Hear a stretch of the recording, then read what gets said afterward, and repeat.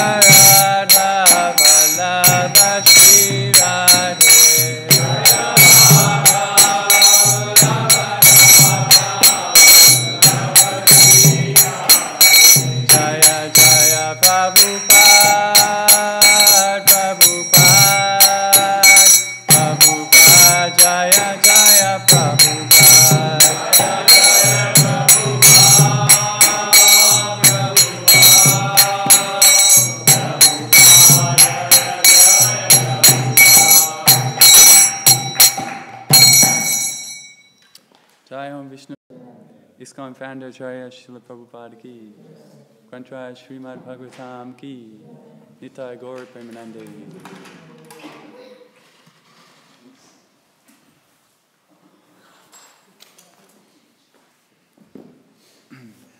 Om Namo Bhagavate Vasudevaya.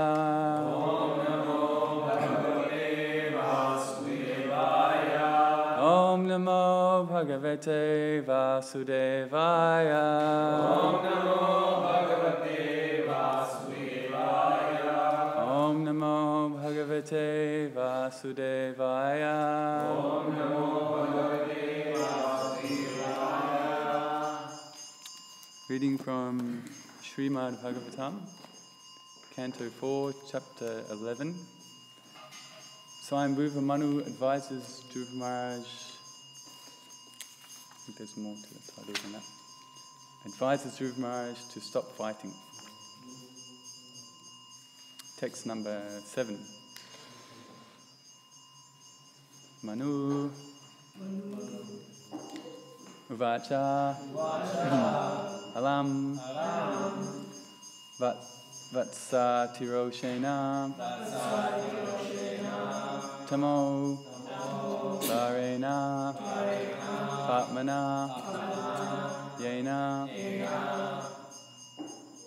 Punya Janan Etan Avadhis Svam Anagasa Manu Uvacha.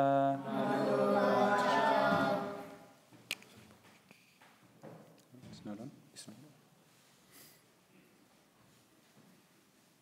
on. Alam Vatsa Tiroshena Samodvarena Patmana Yena Punya Janan Etan Avadhistvam Anagasha Alam Vatsa Tiroshena Tamodvarena Patmana Yena Punya Janan Etan Avadhistvam Anagasha Manu Uvacha Alam Vatsa Tiroshena Tamodvarena Patmana Yena Punya Janan Etan Avadhistvam Anagasha Manu Uvacha Alam Vatsa Tiroshena Tamodvarena Patmana Yena Punya Janan Etan Avadhistvam Anagasha Manu Uvacha Alam Vatsa Tiroshena Tamodvarena Patmana Yena Punya Janan Etan Avadhistvam Anagasha Manu Uvacha Alam Vatsa Tiroshena Tamodvarena Patmana Yena Punya Janan Etan Avadhistvam Anagasha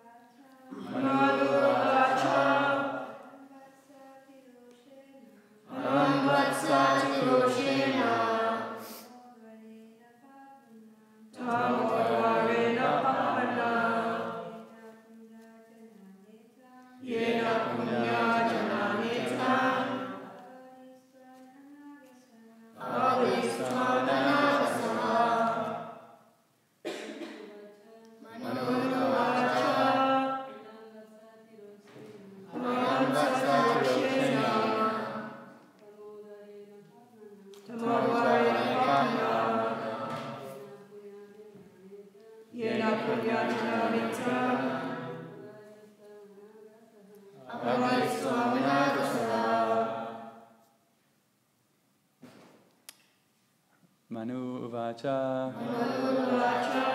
Manu said. Alam. Enough. Vatsa. My dear boy. Atiroshena. With excessive anger. Tamadvarena. The path of ignorance. Papmana. Sinful. Yena. By which. Punyajanan. The yakshas. Etan. All these. Avadhi. You have killed. Tvam. You. Anagashaha. Offenceless. Translation and purport by His Divine Grace, Srila A.C. Bhaktivedanta Swami Prabhupada. Lord Manu said, my dear son, please stop. It is not good to become unnecessarily angry. It is the path to hellish life. Now you are going beyond the limit by killing yakshas who are actually not offenders. Translation responsively. Lord Manu said, my dear son, please stop. It is not good to become unnecessarily angry. It is the path to hellish life. Now you are going beyond the limit by killing yakshas who are actually not offenders. Purport.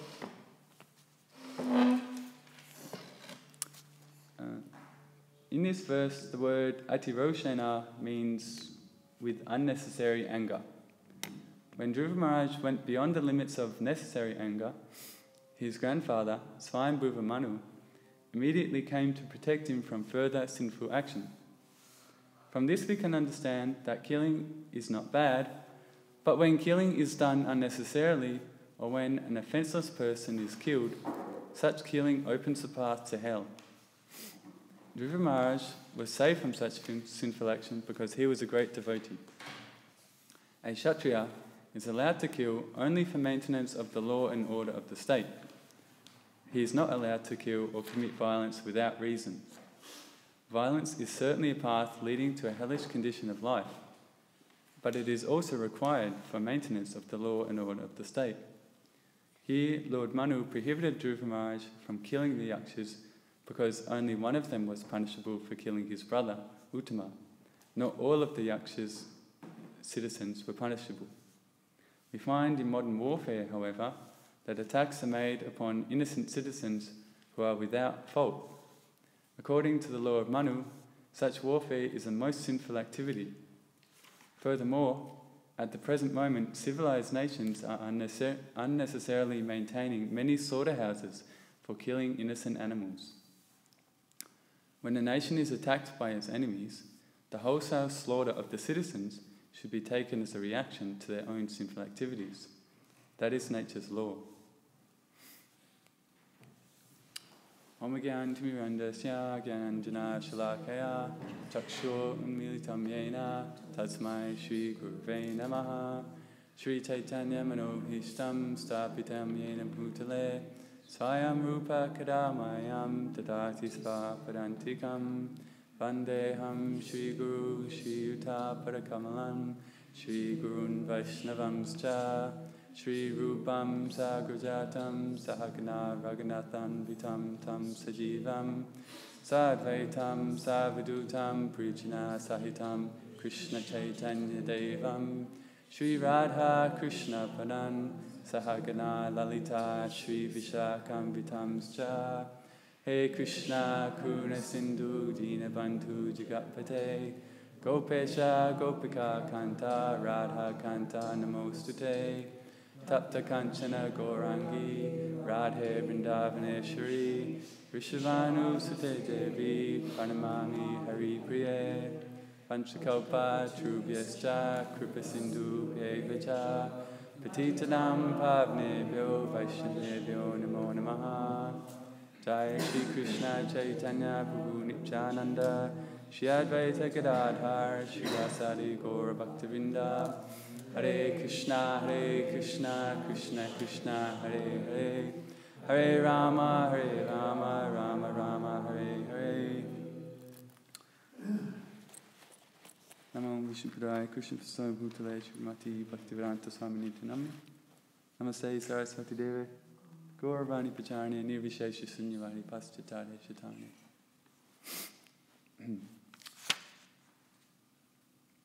So the verse again, Lord Manu said, "My dear son, please stop. It is not good to become unnecessarily angry. It is the path to hellish life. Now you are going beyond the limit by killing yakshas who are actually not offenders." So we've come to a series of verses spoken by Lord Manu. In chapter 11. I wasn't here for many verses in chapter 10. So did you all enjoy chapter 10? Chapter 10 was Dhruva Maharaj's fight with the yakshas. I was just catching up on those verses, and it's very amazing, very interesting. I know boys often like stories of battles and so on. So there was a lot of that. So some of the highlights I thought of that chapter was in Dhruva Maharaj's fight in verse 20. The remaining yakshas, who somehow or other were not killed, had their limbs cut to pieces by the arrows of the great warrior Dhruva Maharaj. Thus they began to flee, just as elephants flee when defeated by a lion. And then the yakshas fought back and displayed their magic. Dhruva Maharaj also saw many big serpents with angry eyes, vomiting forth fire and coming to devour him, along with groups of mad elephants, lions and tigers.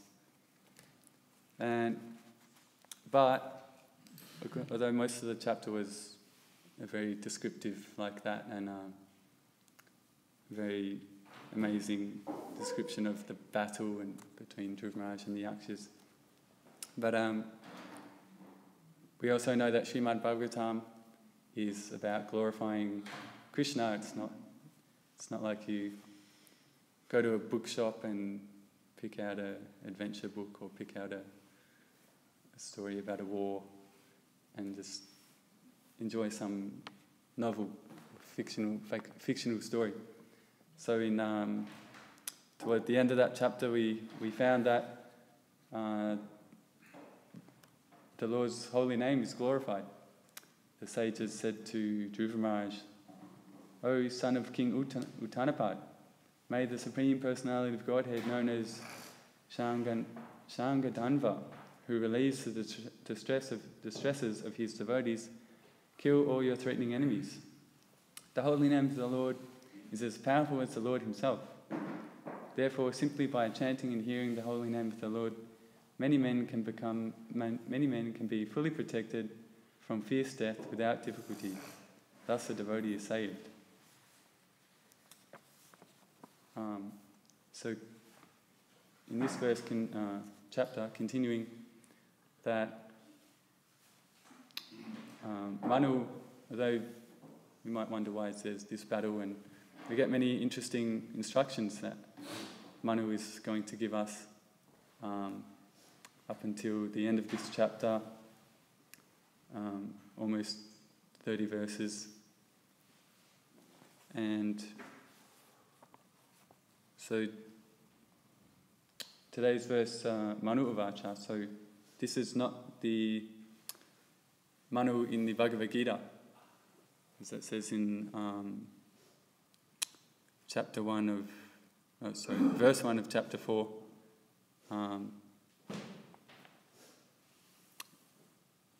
Vivaswan, that was the Vivaswan, who was, Krishna says that he spoke the Bhagavad Gita first to the sun god, and then to the sun god Vivaswan, and then to his son. Then the sun god spoke it to his son, Manu, Vaivasvata Manu. So this is a different Manu that's speaking today's verse. So there's some interesting information about the Manus in Śrīmad Bhāgavatam, and as we learned that just in a single day of Lord Brahma, there's 14 manus, and this current one is Swami Manu who's speaking. So this pastime of Dhruva Maharaj occurred, many millions of years ago. In the first Manu, Swami Manu, and Vaivasvata Manu, who is the current Manu, he's the 7th Manu, so quite a big gap. And the other Manus, the second one is Varochisa, third is Uttama, fourth is Tamasa, 5 is Raivata, 6th is Chakshusha, current one, 7th is Vaivasvata. Then coming up in this day of Lord Brahma, after lunch, is Savani, Daksha Savani, Rama Savani, Dharma Savani, Rudra Savani, Deva Savani, and Indra Savani. So this is just in one day of Brahma. And of course Lord Brahma lives for 100 years. So just in 1 year, there's 5,040 manus. And so in the whole lifespan of Lord Brahma, there's 504,000 manus. And each of the manus lives for 72 cycles of the yugas. It's an inconceivably long amount of time. And even, what to speak of the manus, even the Lord Brahmas, they're just coming and going just in the breathing of Mahavishnu. So this is, and the different, it's interesting, the different pastimes in Śrīmad Bhāgavatam occur in the different different manus. I was reading how the Daksha Yajna, which was earlier in the 4th canto, we might feel like it was the previous manu when that happened. So the Daksha Yajna occurred also in the Swayambhuva Manu, and Lord Daksha was punished. Prajapati Daksha was punished, got the head of a goat. And then Vishwanath Chakravarti Thakur, he says that he did penance for 5 whole manus, and up until the Chakshusha Manu. So in the 6th Manu, Daksha returned, and he reappears in Bhagavatam, but that's many manus later.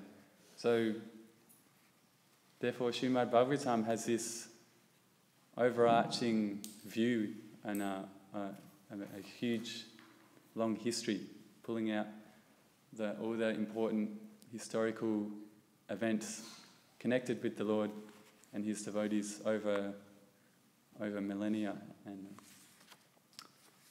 so it's very interesting.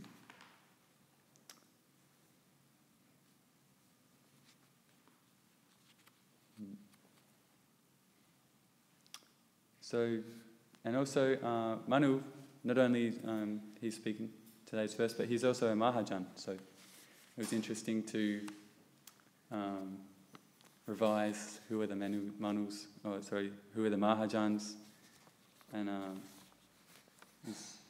anyone who may not know the verse in Canto 6, when Yamaraj is speaking to his messengers, the Yamadutas. So the famous verse, Swayambhu Narada Shambhu, the first 3 Mahajans, Kumara Kapalo Manu, Pralado Janako Bhishmo, Bali Vayasaki Vayam. And then Dvada Shaite Vishani Mo, Dhamam Bhagavatam Bataha, Bhuyam Vishudham, Dubodham, Yam Gyat Vritam Ashnute. So there's Lord Brahma, Bhagavan Narada Muni, Lord Shiva, the 4 Kumaras, Lord Kapila, the son of Devahuti, Swayambhuva Manu, not Vaivasvata Manu, interestingly, Prahlad Maharaj, Janak Maharaj, grandfather Bhishma, Bali Maharaj, Shukadev Goswami, and I myself, or Yamaraj, know the real religious principle. So, and he says, my dear servants, this transcendental religious principle, which is known as Bhagavad Dharma, or surrender unto the Supreme Lord and love for me, Him, is uncontaminated by the material modes of nature. It is very confidential and difficult for ordinary human beings to understand. But if by chance one fortunately understands it, he is immediately liberated, and thus he returns home back to Godhead.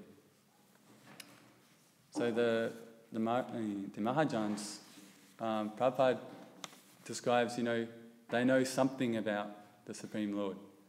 So it's very, very difficult to actually know the Supreme Lord, Krishna, completely. But these Mahajans, they know something about Krishna and the path to attain Him, attain loving service to Him. And the lesser demigods, they can know much less about Krishna. The Gandharvas and other demigods like that, they can't know as much as the Mahajans about Krishna.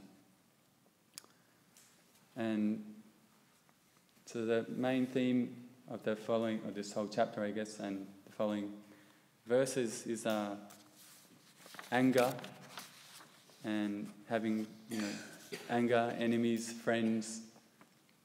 Dhruva Maharaj got very angry at the Yakshas. But Prabhupada writes that, it's a misconception to think that anger and envy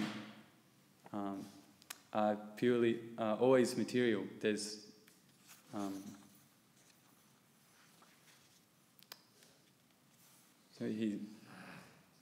that sometimes the anger is displayed by a devotee, and Prabhupada writes in this purport that Kshatriya is allowed to kill that. It's necessary to commit violence. So the Shat, as Prabhupada explains, Shat is to hurt someone, and Traita is to protect. So the Kshatriyas are protecting us, or protecting the citizens from violence or hurt. There's not many Kshatriyas nowadays. So a lot of people are not protected. Most people, hardly anyone is protected. So the devotees take shelter of Krishna for protection. So the Kshatriyas were allowed to kill people if necessary to protect others. And Prabhupada gives a story about if you were a thief in, I think it was Pakistan, or somewhere, one of the countries close to India. But if you were a thief, if you were caught in Pakistan and you were a thief, then the punishment was your hand was chopped off. So this is also protecting other citizens from committing the same sinful action of stealing. That it's a very nice deterrent. That you see what happens to the thief; they lost their hand. There's other Krishna. He's got a sore hand at the moment, broken wrist, but he can still use his hand, and his hand will get better. But if you lost your hand, then that's a very great punishment. So this is the duties of the Kshatriya. Give punishment to protect people from. Ultimately, all the duties of the Varnas are connected to helping people in their spiritual advancement. So if people are committing sinful acts, then they're not going to make. You have to be free from sinful reactions to make spiritual progress. So to protect people from sinful actions, then there has to be punishment for committing sinful actions. So anger is necessary. Anger and maybe violence. I remember in primary school, there was, it's funny sometimes the things you remember, but there was just a demonstration of a karate teacher. A karate teacher came and just did a one-off demonstration for the kids. And I remember he said that the first thing, if you're faced with an attacker, the first thing that you need to do is to become angry. Whereas if you're just, you're faced with an attacker and you're like, you freeze or you get scared, then you're not going to have much hope of fighting off the attacker. So that was interesting. He said the first thing you've got to do, you've got to become angry to fight off someone. And just like in the animal kingdom, if a mother is protecting her children, then she can take on like a much bigger opponent. Just like if you go to Albert Park Lake and you happen to walk in front of a mother swan, and like she thinks you're gonna like go near her babies, she'll become so aggressive, and like you might be a big tall human. Swans are pretty big, but even other animals, even a small animal, if they attack you very viciously because they're protecting their young, then you don't want to mess with them. They're like, you'll run far away. So even like maybe a mother cat or something, she'll take on like a pack of dogs to protect her kittens. So because she's very angry, she's like, and then so even in that case, the dogs might run away. They're like, they don't want to mess with the angry mother cat. So anger is very powerful like that. Such an intense energy. But the Kshatriyas use that energy to offer protection and save other people, not for themselves. So this is the this is the art to learn. And many of us, we won't really have Kshatriya tendencies, so may not be applicable for us to become angry at an attacker. It's probably better for us to just try to diffuse the situation, or somehow get out of the situation. I remember I went to St Kilda to buy some boga, and it was just an ordinary day, and I parked the van, and I had to buy some rice. Somehow the rice had run out. I come back to the van with a trolley, and then this man comes over. It's like he was on the phone, but then he hung up the phone saying, "Oh, so it's you!" And he got really angry because I had actually parked the van in front of a loading zone. Like it's just in a very back street, not like a main road or anything. So it's just, and it was like a Saturday morning. It's like not many people around, but still there was this like loading zone says 24-hour access required. But I had I got out of the van on the driver's side, so I completely didn't see that because that was painted on a garage, a roller door. So I didn't see that until I got back to the van, and there was this man there and with the rice, and he just got furious. He was like, "I've been trying to call around, and I was going to get this van towed," and he was just like fuming at me, and I was like, I couldn't. I wasn't really going to get angry back. And he also had red hair, so like, if in Ayurveda, if you have people with red hair, that means they've got more pitta, fire, so anger. But he was ready to have a go at me. Actually, I was quite shaken up after that. So I just kind of like put my rice in the van and got out of there. But so this is the power of anger. So it has to be the Kshatriyas. They're cultured, they're civilized, so they get training how to utilize their anger, which is if someone has Kshatriya nature, then that's going to be a natural tendency. So you can't say, you know, and we want the Kshatriyas to get angry. Like Krishna chastised Arjuna for not getting angry on the battlefield. So that's his duty, but that duty has to be channeled in Krishna consciousness. Like Hanuman burning the whole city of Lanka, that's the other example of anger being used in Krishna's service. And, you know, there's also the description of the 6 types of aggressors who can be killed. So violence has to be used against these 6 kinds of people. You know, the people that steal your spouse or wife, who invade your land, invade your home, you know, someone who might administer poison. These various types of people there, you're allowed to kill them, or Kshatriyas are allowed to kill them.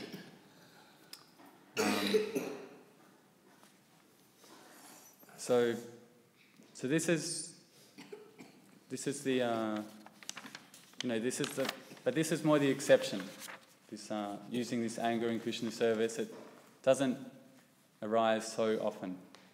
Of course, you know, in the early days when people were a bit more inimical to devotees, and you know, just out of fear of the unknown sort of thing, and who are these people, strange people wearing saffron and bedcloths and bald heads in the days of the hippies, and everyone had long hair, so it's very different for people, and some people reacted in anger and tried to harm devotees, so devotees had to protect themselves. But in general, that is more the exception. And generally, if we see Krishna's teachings in Bhagavad Gita and Prabhupada's teachings, that the devotees are expected to be peaceful and kind to every living entity. So, also we might, you know,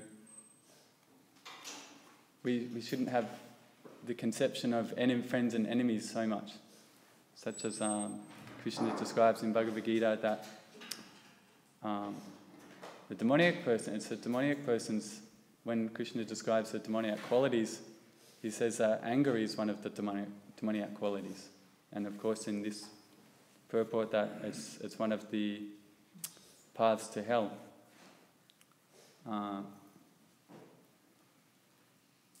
So Krishna says that the demonic person, he thinks in such a way that he thinks, you know, so much wealth do I have today, and I will gain more according to my schemes. So much is mine now, and it will increase in the future more and more. He is my enemy, and I have killed him, and my other enemies will also be killed. I am the Lord of everything. I am the enjoyer. I am perfect, powerful, and happy. I am the richest man, surrounded by aristocratic relatives. There is none so powerful and happy as I am. I shall perform sacrifices. I shall give some charity, and thus I shall rejoice. So Krishna says these persons are deluded when they're thinking of people as their enemies and they're going to kill them. So in the same way, we should not come to Krishna thinking that he will help us destroy our enemies in this world, beginning with our spouse. All these people, they're trying to stop me from enjoying this world. I should enjoy.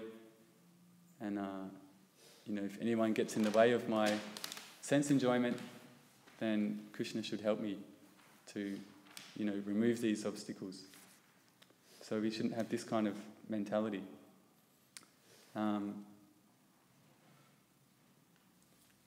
But the overriding or the more prominent teaching that Krishna gives is Surin Mitra Udasina Majasta Dvaisha Bandhushu Sadhu Shapi Chapapeshu Samabuddhi Vishishite. So Samabuddhi, equal intelligence. A person is considered still further advanced when he regards honest well-wishers, affectionate benefactors, the neutral mediators, the envious, friends and enemies, the pious and the sinners, all with an equal mind.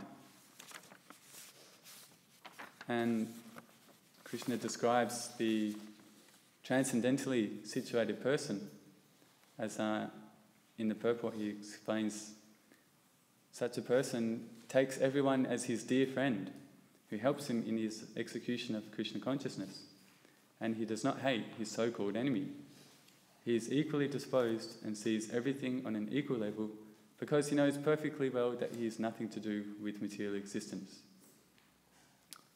So this is a nice point, that we may have enemies, because even Krishna had enemies. Shishupal, Dantavakra and Kamsa, they thought of Krishna as their enemy, but Krishna didn't think of them as his enemy. So people may view us in one way, but we don't have to view them in the same way. We have that choice. So Krishna actually, those people who were thinking of him as they thought Krishna was their enemy, when Krishna killed them, then they were, achieved liberation, maybe into the Brahman effulgence. So this shows that Krishna didn't consider them as his enemy. He didn't cast them into the, as he says in Gita, cast them into the lower species of life. But because they were always thinking of him, he actually awarded them to some degree.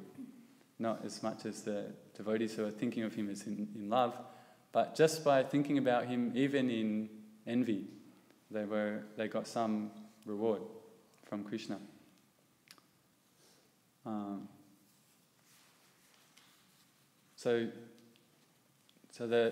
We shouldn't become the enemy of our enemies. People might think, this devotee is my enemy or something. But we should not think of that person as our enemy. We should still see them, have a neutral disposition toward that person, or neutral mentality, that we still see everyone as a servant of Krishna, part and parcel of Krishna.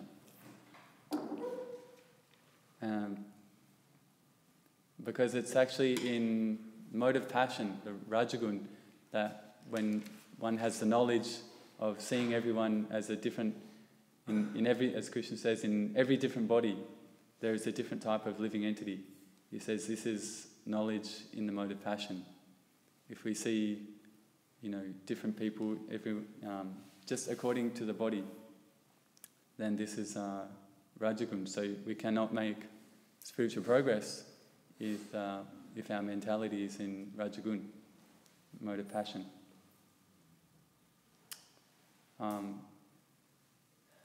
And actually, this discussion about being friendly to everyone comes up in a few verses. In verse 13, Prabhupada is explaining about the Majjhima Adhikari, that they are cognizant or aware of their relationship with Krishna, they're aware of their relationship with other devotees, and they're aware of their relationship with the innocent people who are not in Krishna consciousness, and they're aware of their relationship with the envious people.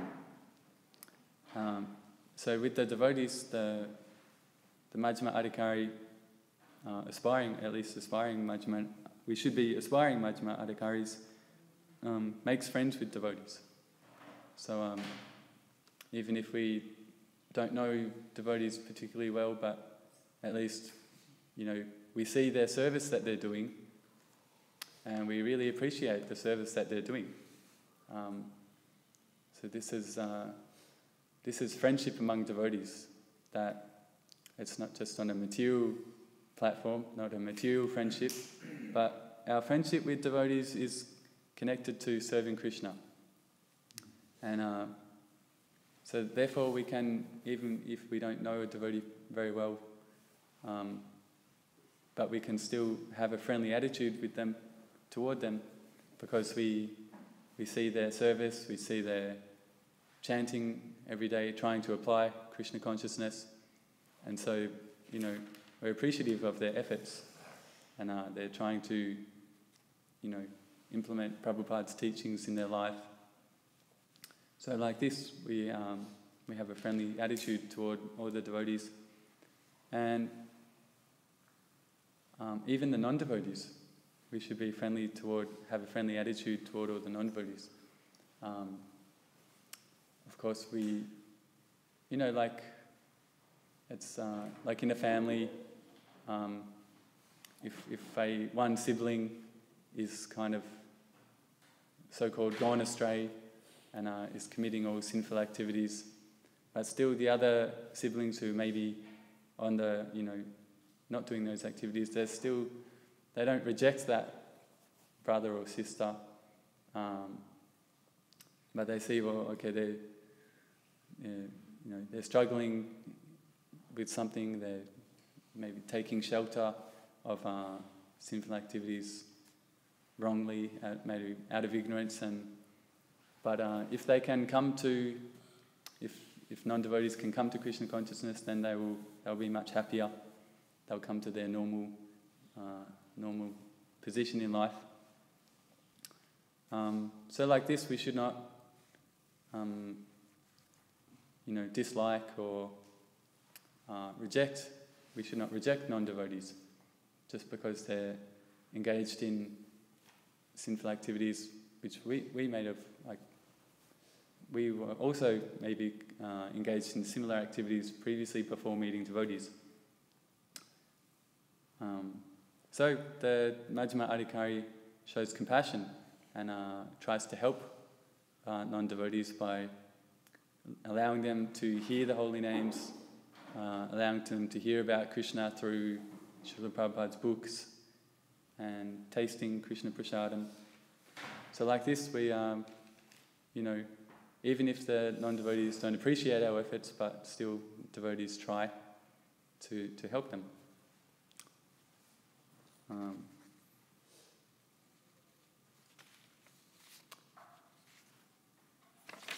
So this is the main teaching that we find in Bhagavad Gita, that although violence is sometimes necessary for the Kshatriyas, but overall a devotee is described as peaceful,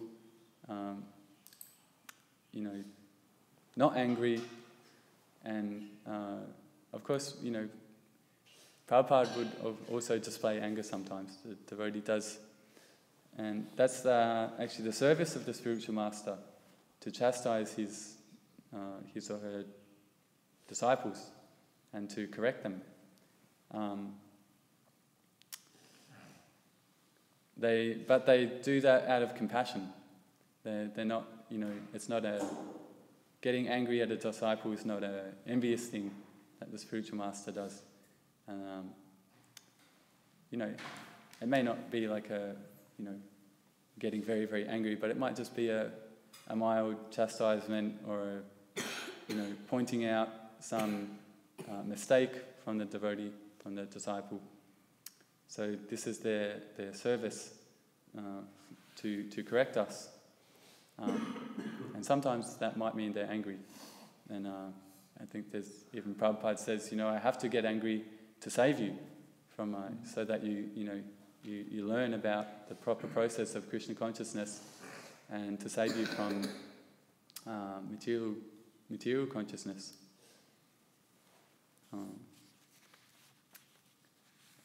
And so, but then, when the devotee displays their anger, but then they're Goswamis, so they have control of their senses, so they don't, the anger doesn't control them. They display that anger, then they withdraw it, they bring it back. As Krishna describes of the turtle withdrawing its limbs within its shell. So the turtle can poke its legs out and then bring its legs back in. So the devotee can, if necessary, display anger, but it's most of the time they don't, they're not feeling angry and they're feeling peaceful because they're happy in Krishna consciousness, thinking about Krishna, and praying to Krishna for his mercy that they can make progress and be engaged in his service. So like this. So I'll just leave it there, see if anyone has any comments or questions about.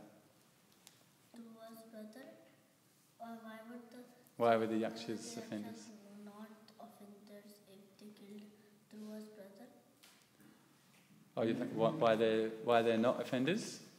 Yeah, because it says in today's verse that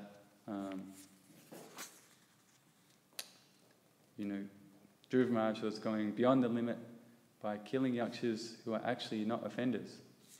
So that was discussed in the purport that, where is it?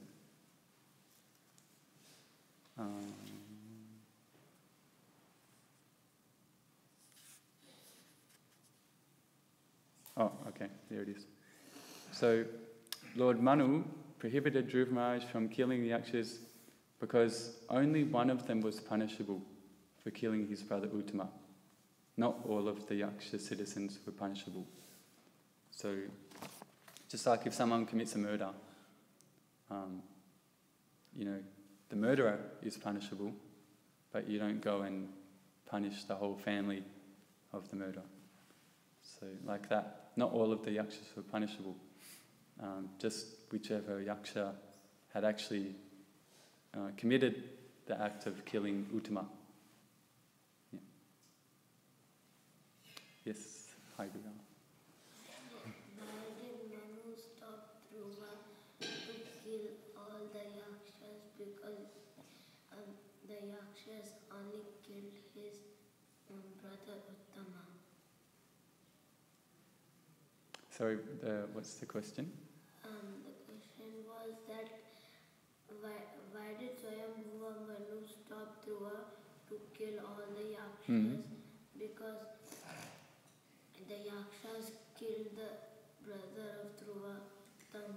Oh, okay. Oh, it's the same question. It's like, same answer really. Because not all of the Yakshas killed Uttama. They didn't. It wasn't like all the Yakshas ganged up on Uttama and all together slaughtered him or killed him. But it was only somehow or other one Yaksha killed Uttama. Yeah. And one question. Yes. So you said that we also have enemies, and Krishna also has enemies. But then how could Gandhiji say that everyone is my brother and sisters, nobody is my enemy? If Krishna also have if Krishna also have enemies and we also have enemies. Yeah. Okay. Well, so the question is, how is it that Gandhi said that everyone is his brother and sister, and he has no enemies, but Krishna has enemies, and we might have so-called enemies. It's so-called enemies. Like,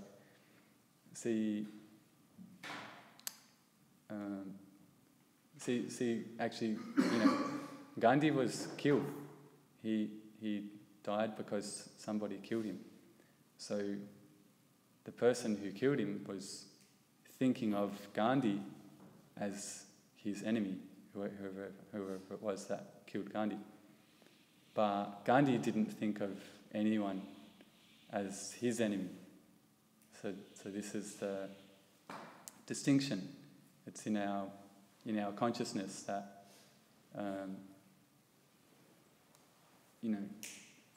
someone like children, even children, children might consider their parents their enemy. Like they're like, oh, they're restricting me in so many ways, and I can't do what I want.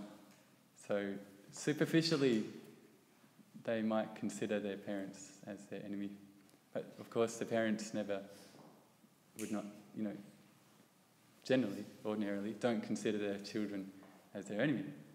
So you see? So means that Krishna also has enemies, but the enemies and the Kamsa and all these people, they think that Krishna is their enemy, but Krishna thinks that I'm just playing with them. Yeah, that's right. Yeah, Krishna doesn't think Kamsa is his enemy. Krishna loves Kamsa. Krishna loves everyone.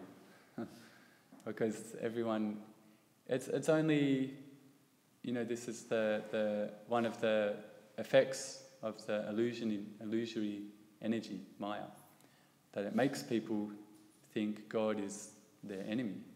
But how can, God is the father and well-wisher of every living entity. So how can he be anyone's enemy? But it's just a trick of the Maya that someone will think of God as their enemy. Yeah, but he doesn't think like that toward anyone. He loves everyone. Yeah. Yes, Mahatma. Suridam Sarvabhutanam. Yeah, Suridam Sarvabhutanam. A friend of every living entity. He's in our heart, because people's so-called friends in this world, our friends can't always be there to support us, even though they might really be, good friends. They can't really always be there for us in every circumstance, but Krishna is with us all the time as the super soul in our heart. So he is always with us in every lifetime, even that we're in. So Krishna is the real friend. Yeah. Yes, Swatiji. You were mentioning regarding to the Mahajans, and you said it's very difficult to know Krishna complete, and maybe know a bit, and also there is some process of the path how we can go to Krishna. I was wondering what would be the path or the teachings of Janaka Maharaj or Bhishma, for example. It's easy to understand about Shiva or Kumaras or Sukadeva Goswami as Mahayans and how they show the path for going to civilization about Janaka or Bhishma. Maybe want to Okay. I'll try. So the question is about the Mahajans, that they explain the path of Bhagavatam, devotional service to Lord Krishna, and we hear a lot about Lord Shiva, Shukadeva Goswami, and their explanations of devotional service. But what about the Mahajans like Janak Maharaj and Bhishma Dev? What are their explanations of, Bhagavatam, Krishna, how to attain to Krishna? Well, we just have to read about their activities at Maharaj, and even within here there is teachings of Lord Shiva's instructions to his disciples. Even Bhishma Dev is also in Śrīmad Bhāgavatam, Canto 1. So he's a little bit speaking to Maharaj Yudhisthira on the battlefield of, at the end of the battle, Kurukshetra, I guess, speaking on the bed of arrows. So there he, instructs Yudhisthira Maharaj in Krishna consciousness, because Yudhisthira Maharaj was lamenting at having killed so many people in the war, even though it was necessary. There was Krishna wanted that war, but still he was lamenting. And as far as Janak Maharaj, I can't say very much about him. That is.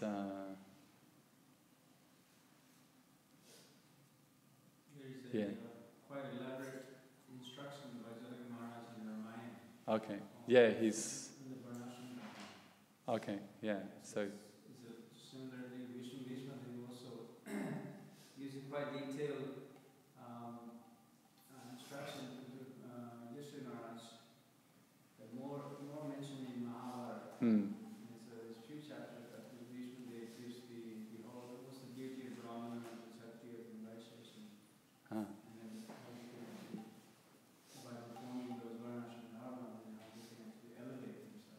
Yeah.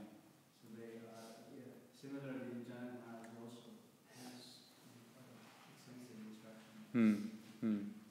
Okay. And their life itself was exemplary.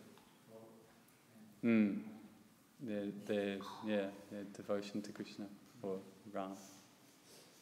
Maybe just give a little summary for the viewers. So Shukadev Prabhu was explaining that Janak Maharaj's teachings can be found in Ramayana, Mahabharata, and even just their life themselves, their life was exemplary in showing the path of Krishna consciousness.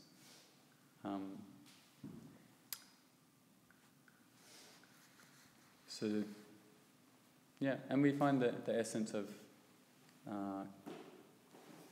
teachings of the Vedas and Krishna consciousness in Bhagavad Gita.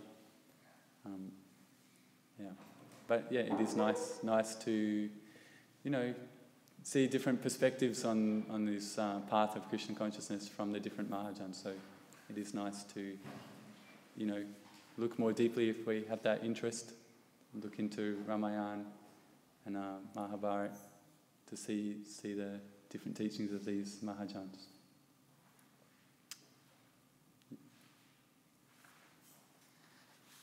So in there, thank you very much. Grantharaj Śrīmad Bhāgavatam ki, Srila Prabhupada ki, Nitai Gaur Brahmananda.